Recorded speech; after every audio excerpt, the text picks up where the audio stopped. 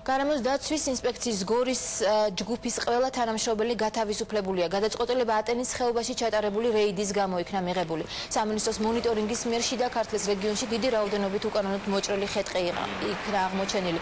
მასალით დატვირთული რამდენიმე სატვირთო ავტომანქანა სარეალიზაციოდ იყო გამზადებული. მოხდარ ფაქტთან დაკავშირებით უკვე აღიძრა სისხლის სამართლის საქმე, რომლის დასრულების შემდგომ გაირკვევა გათავისუფლებული თანამშრომლების პასუხისმგებლობის საკითხიც. მსგავსი რეიდები საქართველოს ყველა რეგიონში განხორციელდება. 21 აგვისტოს გარემოს დაცვის ინსპექციის ცენტრალურ აპარატში შემოვიდა ინფორმაცია ატენის ხეობაში უკანონო ხისჭრის ფაქტების შესახებ. სიტუაციის ადგილზე შესწავლის მიზნით ჩამოვედით ატენის ხეობაში. გატარებული ღონისძიებების შედეგად აღმოჩენილი იქნა უკანონო მორით დატვირთული ავტომანქანა. ის რომ დანაშაულის ფაქტის ასაკუთად საჭირო გახდა რეგიონში გარემოს დაცვის მინისტრის ორი მოადგილის და გარემოს დაცვის ინსპექციის ხელმძღვანელობის ჩამოსვლა მეტყველებს მსუბუქად ვთქვათ რეგიონალურ ბიუროს არაეფექტურ მუშაობაზე, ხოლო თუ უფრო შორს წავალთ, შესაძლებელია სხვა დასკვნების გამოტანაც.